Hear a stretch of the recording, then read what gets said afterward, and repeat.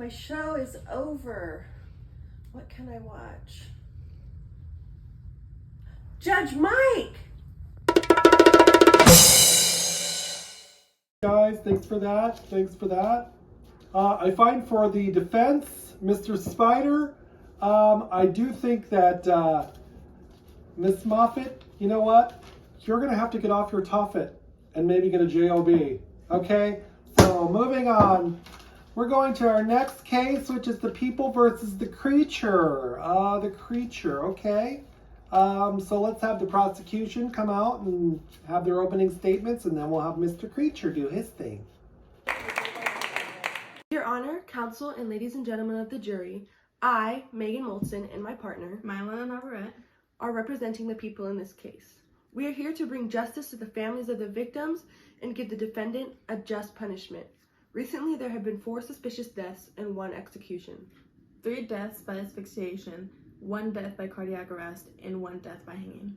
We seek the maximum punishment. For the first victim, we have William Frankenstein. Okay, thank you, prosecution, for that opening statement. Now we'll go over to the defense. Mr. Creature, we'll let him have his argument.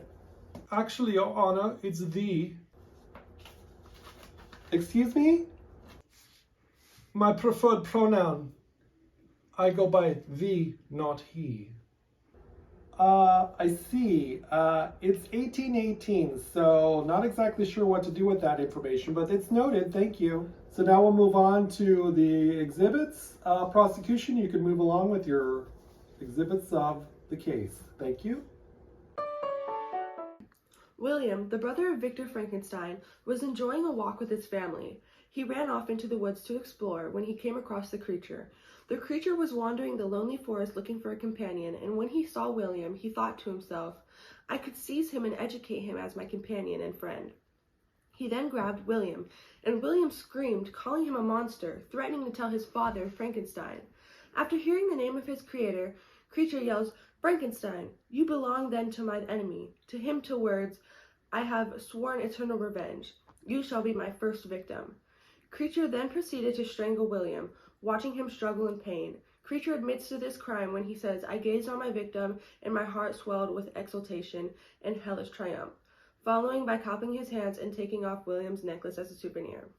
we present to the jury photos of the crime scene.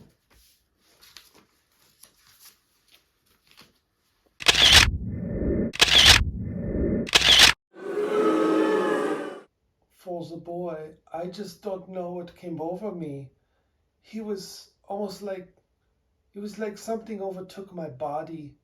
I wasn't in control anymore. I closed my eyes, and the next thing I knew, I had my hands wrapped around his poor little neck.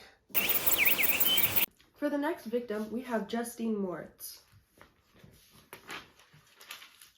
Justine Moritz was a victim of hanging.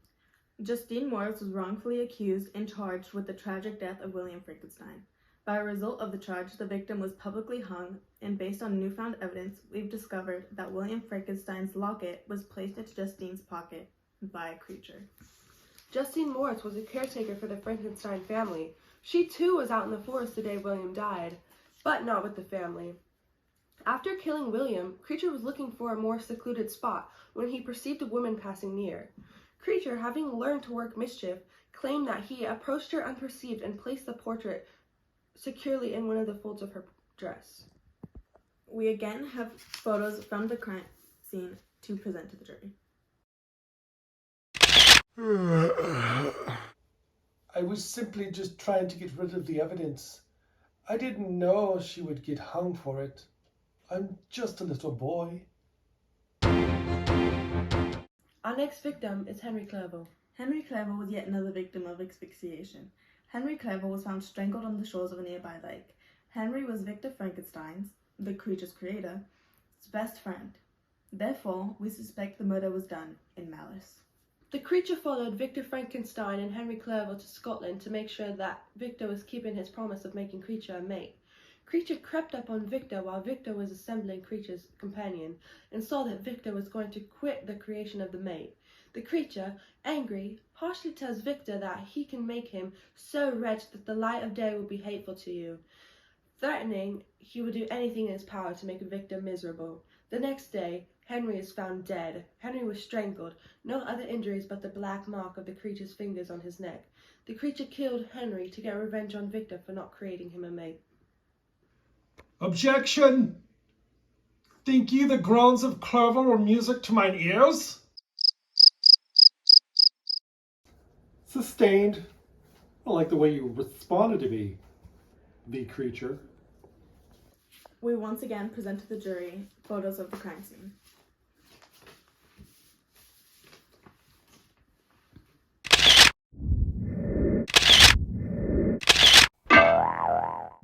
With Clerval, I was just very angry.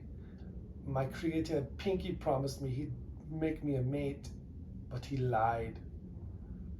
I wanted him to know that I meant business. For our fourth victim, we have Elizabeth Lavenza.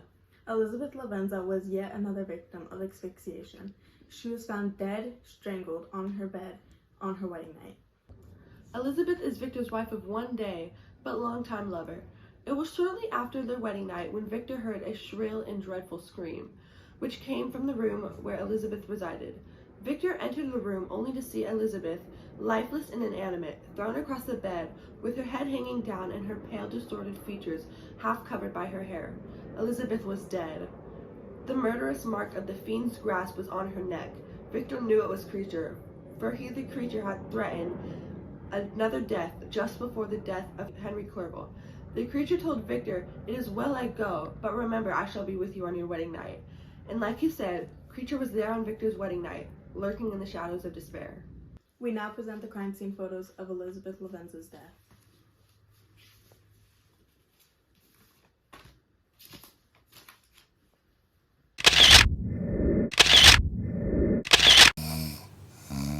When I told him I would be there on his wedding day, I just meant I'd be celebrating with him.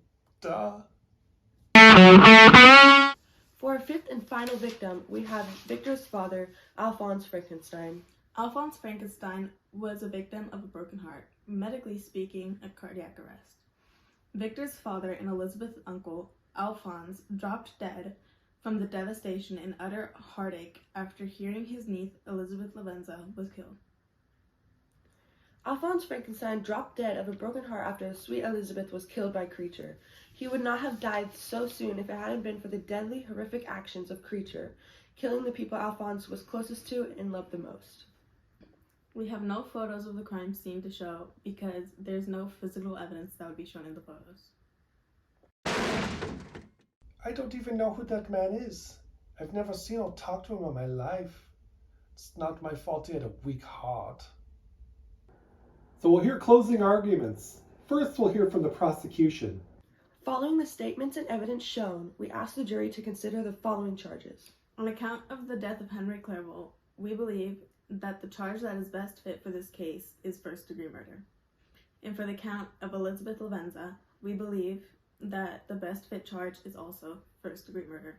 For the account of William Frankenstein, we believe that voluntary manslaughter would be the best fit for this case.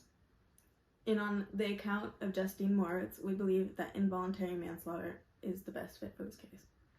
And for the account of Alphonse Frankenstein, we believe that involuntary manslaughter is also the best fit for this case. We rest our case. Prosecution, thank you so much. Defense, you now have the floor. This is my closing. I had a great summarization all worked out, full of some sharp lawyering, but I'm not going to read it. I'm here to apologize. I'm young and inexperienced, but you cannot hold me accountable for my shortcomings. You see, what has been lost in all of the legal proceedings is the truth. What is it in that seeks the truth? Is it our minds? Is it our hearts? Now, I want you to tell a story. I want to take you all through a journey. I want you all to close your eyes and listen to me and to yourselves. This is the story of a being born not of nature but by science, suddenly thrust into an unfriendly and confusing world. His father abandoned him. Alone in the wilderness, people ran from him and called him dreadful names. He learns to read and speak on his own and develops a bond with the family only to be shunned and beaten upon discovery. He knew he had goodness in him, helping a fallen child, but was shot by the child's father. He wants a companion, the rights to love as any other. But this too is taken from him, driving him to despair and worse. Can you see him, left to a life of misery and loneliness? Can you picture him? Now, imagine he's a human. But it is true that I'm a wretch. I have murdered the lovely and the helpless. You hate me, but your abhorrence cannot equal that with which I regard myself. The defense rests, Your Honor. Quite a cinematic closing, V. Based on the evidence and the testimony I've heard today, it has been proven beyond a reasonable doubt that the creature was responsible for the deaths of the 5 victims. But only one, Elizabeth, exhibits mens rea. Although I sympathize and was greatly moved by your closing statement, I find the creature guilty of 4 counts of involuntary manslaughter and 1 count of first-degree murder. Because of the circumstances, however, punishment will only be for the premeditated murder for a minimum of 5 years, unless somebody steps up as a court-appointed custodian to take the creature on and give them care and companionship. Anyone? This court is adjourned.